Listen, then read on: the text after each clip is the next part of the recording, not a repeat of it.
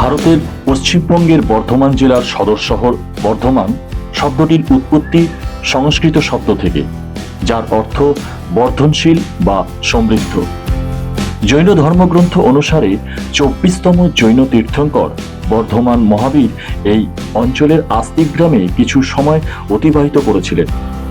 তার নাম অনুসারেই পরবর্তীকালে এই শস্য শ্যামলা জায়গার নাম হয় বর্ধমান। মুঘল যুগে সম্রাট জাহাঙ্গীরের শাসনকালে এই শহরটি শরিদাবাদ ও বদে দেওয়ান নামেও পরিচিত ছিল। একদিকে যেমন লর্ড কার্জনের স্মৃতি জড়ানো রাজকীয় তোরণ, ঠিক অন্যদিকে নবাবহাটের 108 শিব মন্দির, কঙ্কালেশ্বর কালী মন্দির বা সর্বমঙ্গলা কালীবাড়ি।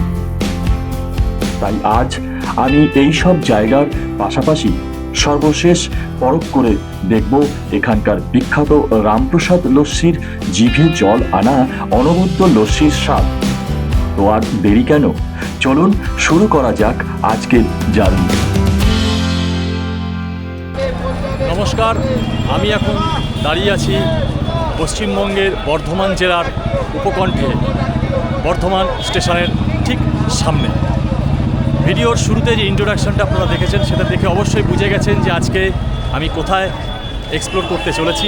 ঠিকই ধরেছেন, বেশি কথা বলবো না, বেশি ইন্ট্রোডাকশন আর দেবো না। চলুন আজকে বর্ধমান শহরটাকে সংক্ষিপ্ত আকারে ঘুরে দেখি।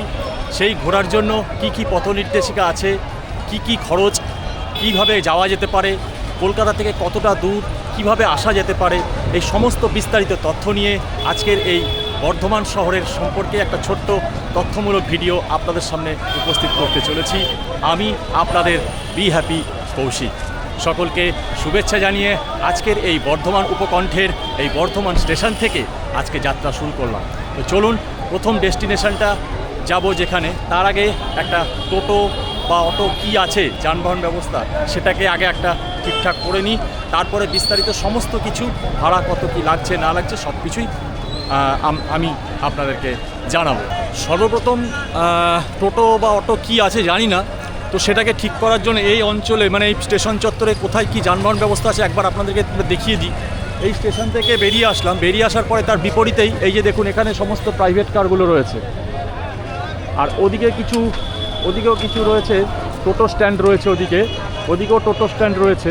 আর স্টেশনের এই দিকটা দিয়েও আসা যায়, ওদিক দিয়েও বেরিয়ে আসা যায়, এদিক দিয়েও বেরিয়ে আসা যায়। এখানে গণেশ মিষ্টান্ন ভাণ্ডার, এটা অবশ্যই পরে টেস্ট করব। আর এইদিকে রয়েছে একটা বিস্তীর্ণ টোটো স্ট্যান্ড, প্রচুর ভিড় রয়েছে, বিস্তীর্ণ একটা টোটো স্ট্যান্ড রয়েছে। দেখি কতটা কি হচ্ছে না হচ্ছে সেটা আপনাদেরকে জানাচ্ছি। আমি এখান থেকে একটা টোটো করলাম রিজার্ভ করে, যদিও শেয়ারে যাওয়া যায়, তো শেয়ারে আমি গেলাম না, মানে ভেঙে যেতে হবে। তো এখন শেয়ারে যেতে গেলে আমাকে একটু অপেক্ষা করতে হবে, আমার সময়ও কম। বেশি আমি ডেস্টিনেশন করছি না, আমি সর্বপ্রথম মানে যেই জায়গাটায় যাচ্ছি সেই জায়গাটা আপনাদেরকে দেখাচ্ছি। আমি এখানে একটা টোটো নিয়ে নিলাম, টোটো ভাড়া ঘোরার পরে আমি কত কি লাগছে না লাগছে আমি সমস্ত কিছু আপনাদেরকে ডিটেলস দিয়ে দেবো। আগে প্রথম ডেস্টিনেশনটায় যাই, গন্তব্যস্থলটায় যাই, এই স্টেশন চত্বর থেকে বেরোচ্ছি, তারপরে আপনাদের ওখানে পৌঁছে দেখাচ্ছি প্রথম কোন জায়গাটায় যাচ্ছি। এইসব বাসেও আপনারা যেতে পারবেন। ভীষণ জ্যাম, প্রচণ্ড জ্যাম, মানে অটো মানুষের থেকে প্যাসেঞ্জার থেকে টোটো হয়ে গেছে বেশি, প্রচুর জ্যাম। আর এই দেখুন এইখানে বিভিন্ন মিষ্টির দোকানগুলো রয়েছে।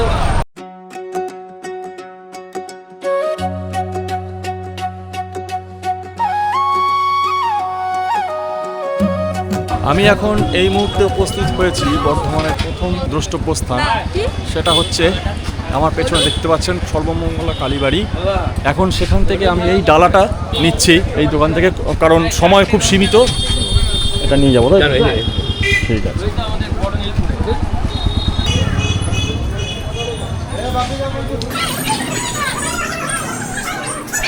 পুজো দেওয়ার সময়টা এখন খুবই সীমিত, আগে পুজোটা দিয়ে নিই, তারপরে আপনাদেরকে একটু ঘুরিয়ে মন্দিরটাকে পুরো দর্শন করিয়ে দেবো। আমি পুজো দিয়ে নিলাম কারণ সময়টা খুবই সীমিত। আর এটা হচ্ছে এই মন্দিরের পুরো চত্বরটা দেখুন, এদিকেও কিছু নাট মন্দির আছে, এইটা হচ্ছে নাট মন্দির, এই হচ্ছে মূল মন্দির।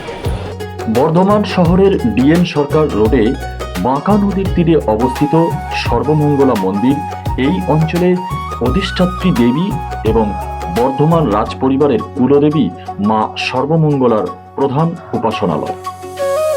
এটি অবিভক্ত বাংলার প্রথম নবরত্ন স্থাপত্যের মন্দির হিসেবে অত্যন্ত গুরুত্বপূর্ণ ঐতিহাসিক স্থান।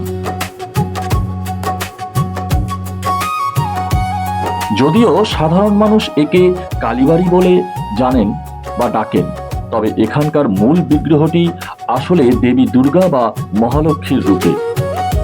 1000 বছরের পুরনো মন্দিরের মূল বিগ্রহটি কোষ্ঠী পাথরের তৈরি অষ্টদশভুজা সিংহ বাহিনী মহিষাসুর মর্দিনী। বর্ধমান রাজপরিবারের তৎকালীন প্রভাবশালী রাজা মহারাজা কীর্তিচাঁদ রায় 1702 সালে বাঁকা নদীর তীরে একটি উঁচু ঢিপির ওপর এই মূর্তিটি প্রতিষ্ঠা করেন এবং প্রথম নবরত্ন শৈলীর মন্দিরটি নির্মাণ করেন। আমার পেছনে যেটা দেখছেন এটা হচ্ছে মূল প্রবেশ পথ। এই পথ দিয়ে প্রবেশ করে তারপরে আপনি পুরোপুরি একদম এই দিক দিয়ে চলে যেতে পারবেন এবং ডান দিকেও আপনি পুরো উঠে যেতে পারবেন। এই যে জায়গাটায়, এই জায়গাটার ডান দিক দিয়েও আপনার সিঁড়ি আছে, এদিক দিয়ে উঠে যাওয়া যাবে আর এই দিক দিয়েও যাওয়া যাবে। আর বাঁ দিকেও কিছু মন্দির আছে, চলুন সেই জায়গাগুলোকে দেখিয়ে নিয়ে আসি। আর এই যে দেখতে পাচ্ছেন এটা একটা রাজবাড়ির আদলে তৈরি এবং সেটা একটা প্রাসাদ রয়েছে যার ধ্বংসাবশেষকে এখন রক্ষণাবেক্ষণের কাজ চলছে। আর তার নিচ দিয়েই হচ্ছে এই গেটটা রয়েছে, এই ফটকটা এখান দিয়েই প্রবেশ করা যায়। চলুন ওই দিকটা একবার যাই। ওই দিকটায় এইদিকে দুদিকে দেখা যাচ্ছে দুটো মন্দির রয়েছে, এর পিছন দিক দিয়ে আমরা যাচ্ছি ওই দিকটায়। এখানেও বিশাল বড় চত্বর এবং এখানে গাড়ি রাখারও সুবন্দোবস্ত আছে দেখা যাচ্ছে। এখানে দেখুন বিশাল বড় চত্বরটা রয়েছে, মন্দির কমিটির চত্বর। আর এই হচ্ছে যে মন্দিরের পেছন দিক দিয়ে আসলাম, এটা হচ্ছে সেইটা। পরবর্তীকালে রাজা চিত্রসেন রায়, তিলকচাঁদ রায় এই মন্দিরটি চত্বরে শিব মন্দির, নাট মন্দির এবং ভোগঘর নির্মাণ করে মন্দিরটির পরিধি আরও বিস্তার করেন। এটা হচ্ছে চন্দ্রেশ্বর মন্দির। আর এটা রয়েছে, এটার নামটা ঠিক জানা যাচ্ছে না, তবে এর গাত্রে দেখা যাচ্ছে এটা ইন্দ্রেশ্বর মন্দির। ওটা হচ্ছে চন্দ্রেশ্বর। আর এখানে পুরনো কিছু শিল্পকলা, প্রাচীন বাংলার শিল্পকলা দেখা যাচ্ছে। টেরাকোটার উপরে মা দুর্গার মূর্তি এবং তার আশেপাশেও কিছু রথযাত্রার কিছু শোভা, সেগুলো সমস্ত কিছু খোদাই করা রয়েছে। আর এই হচ্ছে সিঁড়ি, এদিক দিয়ে আমরা চলে আসলাম। আর এই পিছনে রয়েছে বিভিন্ন থাকবার জায়গা, সর্বমঙ্গলা যাত্রী নিবাস। এইটা হচ্ছে সর্বমঙ্গলা যাত্রী নিবাস। যারা এখানে এসে রাত্রি যাপন করতে চান তাদের জন্য এই যাত্রী নিবাসটাও রয়েছে। আর এখানে একটা ভেতরে পোস্ট অফিসও আছে দেখা যাচ্ছে, পোস্ট অফিসও রয়েছে এখানে। বন্ধুরা, বর্ধমানের একটা দারুণ নিয়ম আছে। এই শহরের যে কোনো পরিবারে বিয়ে বা শুভ অনুষ্ঠান হলে প্রথম নিমন্ত্রণ পত্রটি কিন্তু মা সর্বমঙ্গলার কাছে এসে দেওয়া হয়। এই সর্বমঙ্গলা এই মন্দিরের সামনে আমি এই জায়গাটাতে, এই দোকানটা থেকে আমি পুজোর দেওয়ার যে উপকরণ নৈবেদ্য সেটা আমি নিলাম। আর এই দাদা ভোগের ব্যাপারে এখানে বলছেন, আপনি একটু বলে দিন। হ্যাঁ, এখানে প্রতিদিন ভোগ খাওয়ানো হয়। সকাল 6টা থেকে 10টা 30 পর্যন্ত কুপন দেয়। আচ্ছা, তার মধ্যে কুপন কাটতে হয়, দিয়ে খাওয়ায় 12:30টার সময়। 12:30। হ্যাঁ, আপনারা যদি কেউ খেতে চান তাহলে আপনারা আমাকে সাথে যোগাযোগ করতে পারবেন, আমি কুপনটা কেটে রাখবো। সকালে ফোন করে দেবেন, আমি কুপন কেটে রাখবো। ভোগের জন্য কত লাগে? ভোগ বসে খেলে 50 টাকা, নিয়ে গেলে 60 টাকা। নিয়ে গেলে 60 টাকা, ভোগে আর বসে খেলে 50 টাকা। 50 টাকা। এটা প্রতিদিনই হয়? প্রতিদিন হয়। আপনারা বন্ধ হয় না। ঠিক আছে, যেখান থেকে আসুন না কেন এদের সাথে কন্ট্যাক্ট করলে এনারা আপনাদের জন্য আগাম ব্যবস্থা করে রাখবেন, যাতে আপনারা একটু দেরি হলেও চট করে কোনো সমস্যায় না পড়ে। না, ঠিক আছে। তো যাই হোক, এই হচ্ছে এই ঠিক মন্দিরটা, এই যে মন্দির চত্বরটা, আর ঠিক এই ঢোকার মুখেই এই ডান হাতেই পড়বে এই দোকানটা। এখানে আরও দোকান আছে, এই দোকান থেকে আমি নিলাম, এই দোকান থেকে আমি নিয়ে নিচ্ছি। তো এখান থেকে এবার বিদায় নিচ্ছি, এবার পরবর্তী গন্তব্যস্থলে যাচ্ছি। এবার হচ্ছে রাজবাড়ি, তাই তো?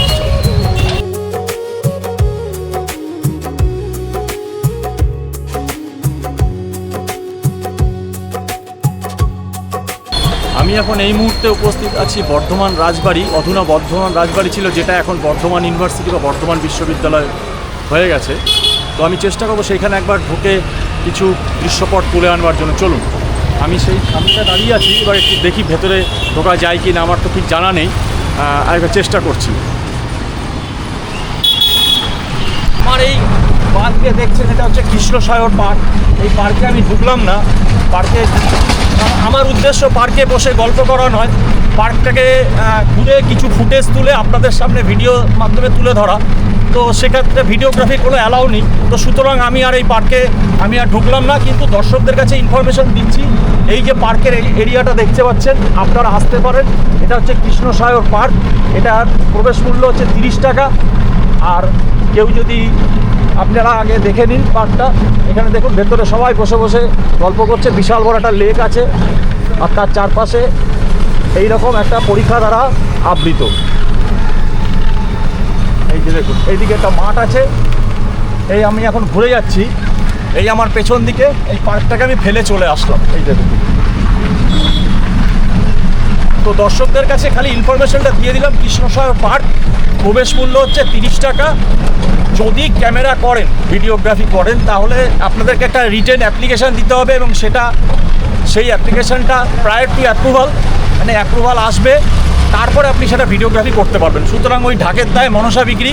আমার মানে কাজ ছিল ইনফরমেশন দেওয়া, আমি দর্শকদেরকে ইনফরমেশন দিয়ে দিলাম। আমার এই টোটো দাদা উনি আমাকে হেল্প করলেন, জাস্ট এই জায়গাটা দেখিয়ে নিয়ে গেলেন। ঠিক আছে, যেহেতু একটা ট্যুরিস্ট ইনফরমেশন, তো আমি এটা দিয়ে গেলাম। 30 টাকা হচ্ছে মাথা পিছু প্রবেশ মূল্য, আর ভিডিওগ্রাফির জন্য আলাদা করে একটা আপনাকে অ্যাপ্লিকেশন করতে হবে। এই হচ্ছে পার্কের নিয়মাবলী। একইভাবে বর্ধমান ইউনিভার্সিটির ক্ষেত্রেও তাই। তো সুতরাং সেইগুলোতে আমি আর ঢুকলাম না। এখন পরবর্তী গন্তব্যস্থল আমি যাচ্ছি, সেটা আপনাদেরকে দেখাবো।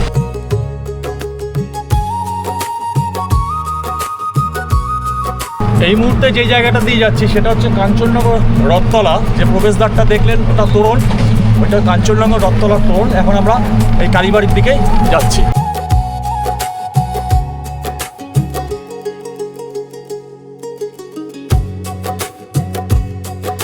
এটা হচ্ছে কাঞ্চন গেট।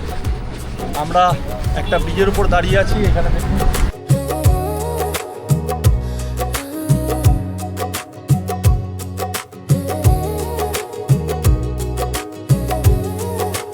বর্ধমান শহরের কোলাহল ছাড়িয়ে আমি এখন চলে এসেছি কঙ্কালেশ্বর কালীবাড়ি।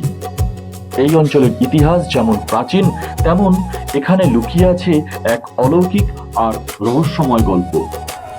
আমি এখন এই মুহূর্তে উপস্থিত হয়েছি একটা শান্ত, স্নিগ্ধ, নিরিবিলি জায়গায়। এতক্ষণ যেখানে ঘুরেছি না, মানে খুব ক্যাওয়াস, খুব হইচই, ভিড়ভাট্টা, যাই হোক। তো এখন আমি এসেছি বর্ধমানের কাঞ্চননগরের কাছে, একটা অন্যতম তীর্থস্থান বলতে পারেন, আমাদের হিন্দুদের একটা ধর্মস্থান বলতে পারেন। সেটা হচ্ছে কাঞ্চননগরের এই কঙ্কালেশ্বরী কালী মন্দির। এই কঙ্কালেশ্বরী কালী মন্দিরের এই পুরো চত্বরটা আগে আপনাদেরকে একটু দেখিয়ে দিই। এই যে দেখুন, পুরো চত্বরটা একটু দেখে নিন। একদম এটা হচ্ছে একটা বৃদ্ধাশ্রম। এই কালীবাড়ির কমিটি এই বৃদ্ধাশ্রমটিকে পরিচালনা করে থাকেন। এটা সম্পর্কে পরে ডিটেলসে বলছি। আর এই হচ্ছে বিস্তীর্ণ একটা মাঠ রয়েছে, দূরে একটা মন্দির দেখতে পাচ্ছেন, ওখানে নিয়ে যাব। আর এই হচ্ছে বিশাল বড় এই ক্ষেত্রটা, এই যে বিশাল বড় ক্ষেত্র। চলুন এবার আপনাদেরকে প্রথমে একটু মন্দিরের চত্বরটায়, ওখানে কিছু ভদ্রমহিলা ছবি তুলছে, তো সেখানে ডিস্টার্ব করে লাভ নেই। আমি একটু এই দিকের চত্বরটায় আগে ঘুরে আসি। এই সামনে এই জায়গাটায় এখানে দেখতে পাচ্ছি অবসরিকা প্রবীণ নাগরিকদের জন্য বর্ধমান উন্নয়ন স্থল একটি প্রয়াস, আনন্দ রূপম মৃতং যদি ভাতি। এখানে দেখুন একটা সুন্দর পুকুর রয়েছে।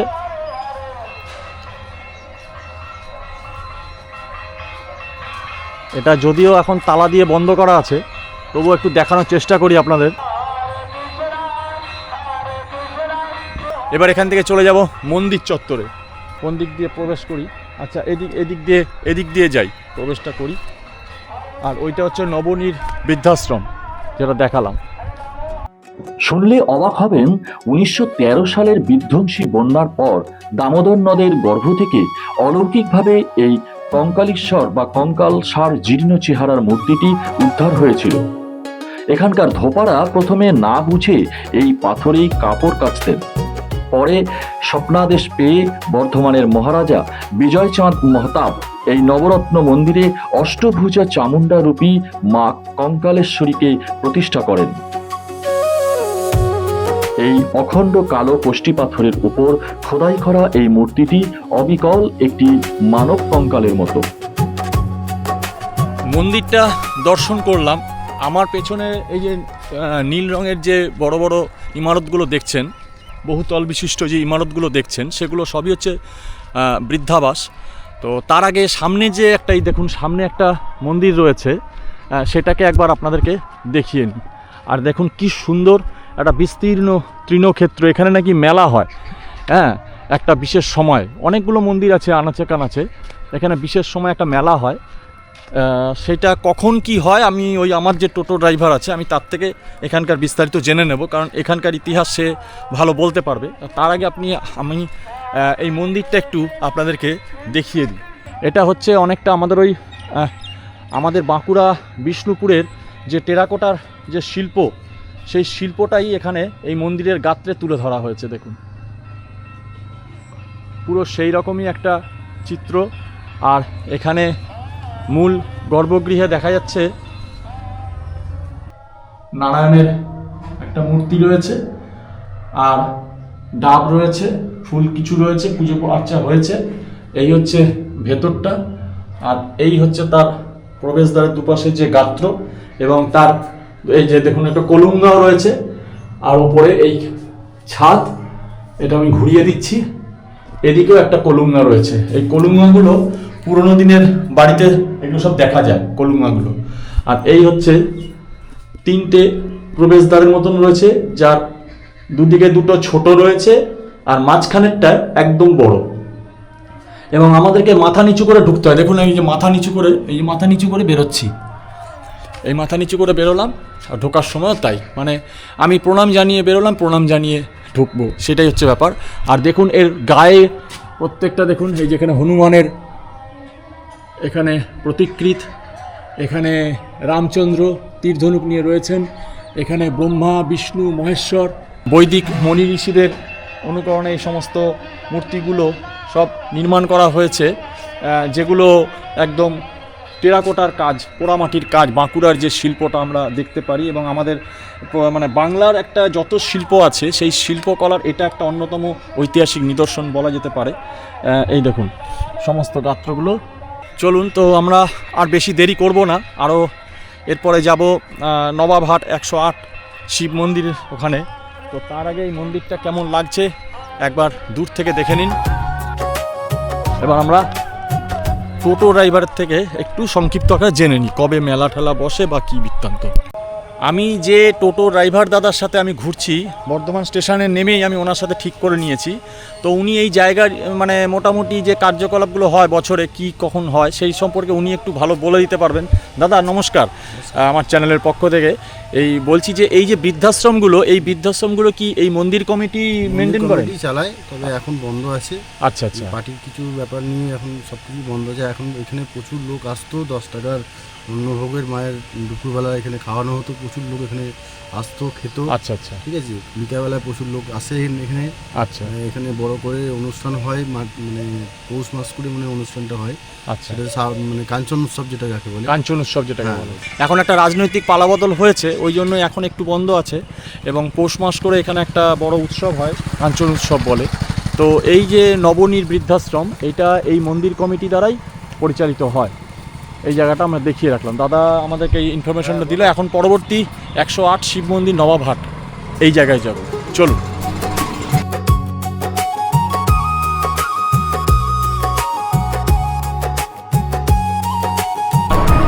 এখন তো মানে বর্ষাকাল, রোদ তো নেই বললেই চলে, মাঝে মাঝে একটু ঝিরঝিরে হয়তো একটু বৃষ্টি হচ্ছে, আবার কখনো হয় না।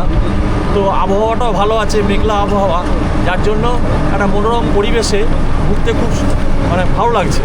আপনারাও আসতে পারেন একদিনের জন্য পরিবার বর্গকে নিয়ে।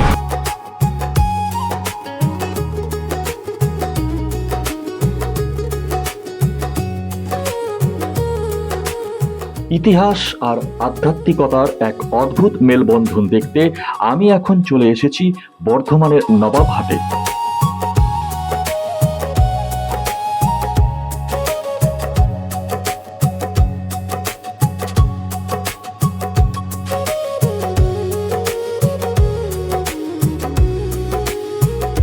এই মুহূর্তে আমি এখন আছি বর্ধমানের নবাবহাটে, ঠিক দুর্গাপুর এক্সপ্রেসওয়ের পাশে নবাবহাটে 108 শিব মন্দিরের সামনে, শিব মন্দিরের চত্বরে। এবং আজকে যেহেতু সোমবার, শ্রাবণ মাস, তাই আজকে ভক্তদের প্রচুর ভিড় আছে এবং ঢলও নেমেছে এবং ভক্তরা পুজো দেওয়ার জন্য লাইনে সারিবদ্ধ হয়ে দাঁড়িয়েছে।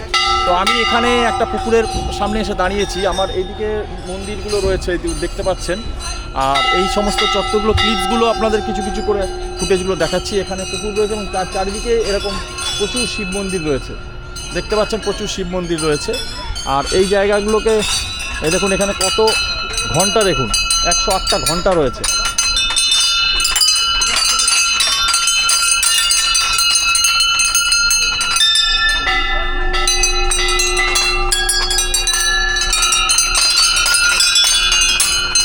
আমার বাঁ দিকে রয়েছে একটা নাট মন্দির, সেখানে একটা মঞ্চ মতন করা আছে এবং ত্রিশূল রাখা রয়েছে। আর এদিকে হচ্ছে পূজার উপাচার কেনার জন্য একটা স্টল রয়েছে। আর এদিকে, ওদিকে আমার পেছনে যেমন একটা পুকুর দেখলেন, এইদিকেও একটা পুকুর আছে, এই যে দেখাচ্ছি আপনাদের। এদিকেও একটা বাঁধানো পুকুর রয়েছে এবং এর চারপাশে ওই শিব মন্দিরগুলো রয়েছে। চলুন এবার সেই দিকটা যাওয়া যাক।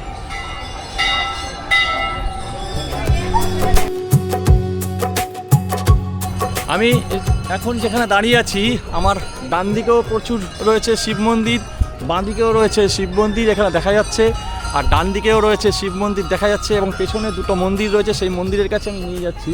যার একটা হচ্ছে পার্বতী দেবীর মন্দির, আরেকটা হচ্ছে অন্নপূর্ণা দেবীর মন্দির। আমি সেই মন্দিরগুলোকে আগে দেখাই, তারপরে আপনাদেরকে নিয়ে যাব সেই শিব মন্দিরগুলোতে।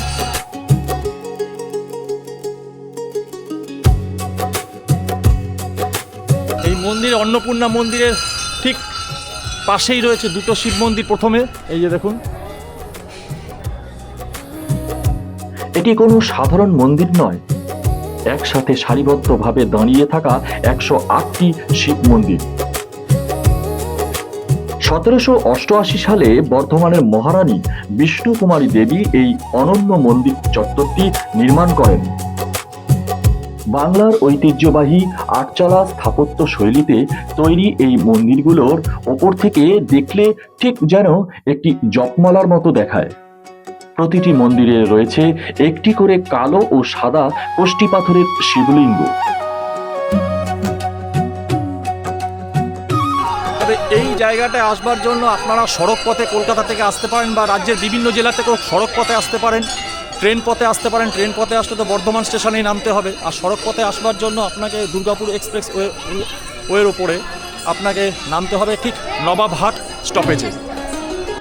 এখানে দুটি বিশাল বৃত্তে মন্দিরগুলোকে সাজানো হয়েছে, যার বাইরের বৃত্তে আছে 78টি মন্দির এবং ভেতরের বৃত্তে আছে 30টি। বর্ধমান এলে এই আর্কিটেকচারাল মার্ভেল কিন্তু একদম মিস করবেন না। বর্ধমান স্টেশন থেকে প্রায় 4 থেকে 5 কিলোমিটার দূরে নবাবহাট মোড়ের কাছেই এটি স্থাপিত, আর প্রবেশ মূল্য মাত্র 5 টাকা। যারা ব্যক্তিগত গাড়ি নিয়ে আসবেন বা ভাড়ার গাড়ি নিয়ে আসবেন ব্যক্তিগত ব্যবহারের জন্য এই জায়গায়, তাদের গাড়িকে রাখবার জন্য সুন্দর একটা পার্কিংয়ের এখানে ব্যবস্থা করে দেওয়া আছে। আপনারা দেখাচ্ছি আপনাদেরকে প্রেমিসেসটা। এই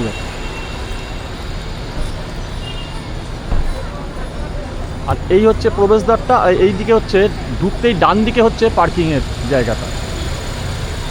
আর এখানে পার্কিং ফিজ লেখা আছে, চলুন আপনাদেরকে একটু দেখিয়ে দিই।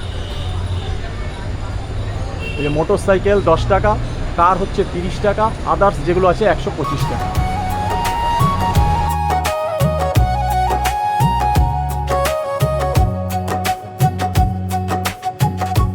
বর্ধমান শহরের বুকে দাঁড়িয়ে থাকা এই বিশাল তোরণটি রাজকীয় ইতিহাসের এক জীবন্ত সাক্ষী। স্থানীয় মানুষ একে কার্জন গেট নামে ডাকলেও এর আসল নাম কিন্তু বিজয় তোরণ। 1933 সালে ভারতের তৎকালীন ভাইসরয় লর্ড কার্জন যখন বর্ধমানে আসেন, তখন তাকে স্বাগত জানাতে মহারাজা বিজয়চাঁদ মহতাব ইতালির রোম শহরের গেট অফ সোল্ট মার্ক এর আদলে এটি নির্মাণ করেন। বর্ধমানে ঢোকার মুখেই এই তোরণ আপনাকে জানিয়ে দেবে যে আপনি এক ঐতিহাসিক রাজবাড়ির শহরে পা রেখেছেন। বর্ধমান রেলওয়ে স্টেশন থেকে মাত্র 1 কিলোমিটার দূরে যে কোনো টোটো ধরে বা হাঁটা পথে মাত্র 5 মিনিটেই পৌঁছানো যায় এই কার্জন গেট মোড়ে। বর্ধমান মানেই সবাই সীতাভোগ বা মিহিদানার কথা বলেন, তাই তো? কিন্তু আজ আমি চেনা ছকের বাইরে গিয়ে ট্রাই করতে চলেছি বর্ধমানের আরেক বিখ্যাত স্বাদ। আমি এখন দাঁড়িয়ে আছি কার্জন গেটের ঠিক কাছেই বিখ্যাত রামপ্রসাদ লস্যি ভান্ডারে। ঘোরা বেড়ানোর পর্ব এবার শেষ হলো, এবার একটু খাওয়া দাওয়ার পর্বে আসি। যেই জায়গায় যাব সেই জায়গায় একটু স্পেশাল কিছু না খাওয়া দাওয়া করলে ঠিক মনোপুত হয় না, এবং সেখানকার স্থানীয় সংস্কৃতিটাও মানে সাধারণের জন্য তুলে ধরা যায় না। তো আমি বেশি ভারী কিছু খাবার খাই না, এর আগেও আমরা দেখিয়েছি যা খাই আমি এখানকার স্থানীয় খাবার খাই। এখানে আমি যেটা দাঁড়িয়েছি একদম কার্জন গেটের একদম ডান দিকে রামপ্রসাদের শরবত বিখ্যাত। তো সেখানে আমি এখন এখানে লস্যি টেস্ট করব, দেখা যাক সেখানে কি অবস্থা। এখানে বিভিন্ন ধরনের লস্যি আছে, বিভিন্ন ধরনের আইটেম, মানে এত আইটেম দেখলে হয়তো মাথা গুলিয়ে যাবে। তো আমি এখানে 10 টাকা থেকে শুরু, 10, 20, 30, 40, 50, 100 বিভিন্ন রকম রেট আছে। আমি ভাড়ে নিচ্ছি 50 টাকার একটা লস্যি, দেখা যাক খেয়ে কেমন লাগে। এখানে সেই প্রিপারেশনটা চলছে একদম। ওটা হচ্ছে কেশর রাবড়ি মালাই। আচ্ছা, 50 টাকা। 50 টাকা আছে, ছোট মাঝারি 100 টাকা, বড় আছে 200 টাকা। আচ্ছা, আর সাধারণ দর্শকদের জন্য 50 টাকা শুনলে অনেকের পিলে চমকে যাবে। হ্যাঁ। তো সাধারণদের জন্য কি আছে? এই তো আমরা রেখে দিয়েছি 10 টাকা এইটা। আচ্ছা, এটা 10 টাকা, এটা 10 টাকা। আর এই আছে 20 টাকা। এটা 20 টাকা, 20 টাকা। আর এই 30 টাকা। এটা হচ্ছে 30 টাকা, 30 টাকা। এটা হচ্ছে আমাদের 40 টাকা। এটা হচ্ছে 40 টাকা। আর এই ভাড়ে আছে 50। আর এই হচ্ছে ভাড়ে 50 টাকা। এটা কেশর রাবড়ি মালাই। মানে ওরা বলতে চাইছে যে ওটা হচ্ছে পান করার জন্য, মানে চুমুক দিয়ে খাবে, আর এটা হচ্ছে খাওয়ার জন্য। অর্থাৎ এটা একদম ঘন, একদম মালাই দেওয়া, তার সাথে কেশর, পেস্তা, কিশমিশ অনেক কিছু আইটেম রয়েছে, এবং তার জন্য একটা চামচ দেওয়া হয়েছে, চামচ দিয়ে তুলে তুলে রাবড়ি খেতে হবে। আছে, রাবড়ি। এটা রাবড়ি মালাই। ও কেশর রাবড়ি ও মালাই। আচ্ছা, এটার মধ্যে আবার কেশর রাবড়ি মালাই আছে। তো এবার আমি টেস্ট করে দেখছি। এখানে প্রচুর প্রচুর মানে যারা খাওয়ার জন্য সবাই দাঁড়িয়ে আছে। তো এখানকার স্পেশাল এইটা আপনারা, এবার আমি একটু টেস্ট করে আগে দেখি। ও দেখা যাক। দেখুন রাবড়ি মালাই এই নিচ্ছি। বেশ টেস্টফুল।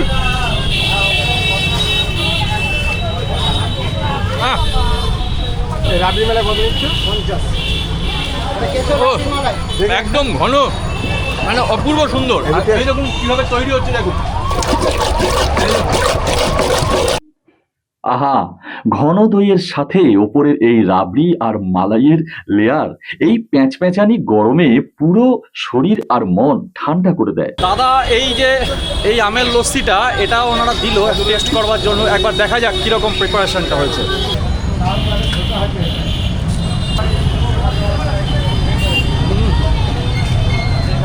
আমের টেস্ট আছে, আর তার সাথে এরকম একটা আইসক্রিম তার মধ্যে ভাসিয়ে দিয়েছে, এবং খুব ঘন, ডেনসিটি, ঘনত্ব খুব প্রচুর। এটা এতটা খাওয়া যায় না, যেহেতু আমি আগে একটা খেলাম।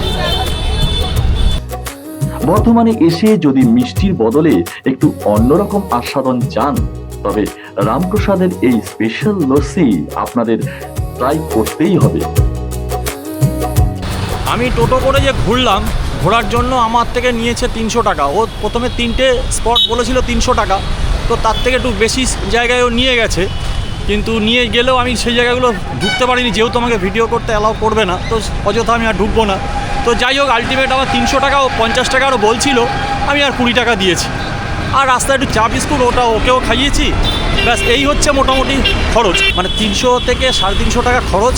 এবার আপনারা যা খাওয়া দাওয়া করবেন সেইটাই হচ্ছে খরচ, এই হচ্ছে ব্যাপার। এবার টোটোতে আপনারা যদি 4 জন থাকেন সেই 300 টাকাই লাগবে, 1 জন থাকলেও সেই 300 টাকাই লাগবে। সুতরাং এটা বোঝা গেল। আর পরিশেষে বলি, ভিডিওটা যদি ভালো লেগে থাকে অবশ্যই লাইক করবেন, কমেন্টস করবেন, এবং সাবস্ক্রাইব করা না থাকলে অবশ্যই সাবস্ক্রাইব করবেন। আর প্রিয়জনের কাছে যারা এই ধরনের পরিবেশ বা এই ধরনের ভ্রমণ সংক্রান্ত বিষয় ভালোবাসে তাদের কাছে একটু শেয়ার করে দেবেন। আর অবশ্যই ভালো থাকবেন, সুস্থ থাকবেন এবং পরবর্তী ভিডিওর জন্য অপেক্ষায় থাকবেন। আবার আসবো নতুন কোনো এই ধরনের ভালো ভিডিও নিয়ে। নমস্কার।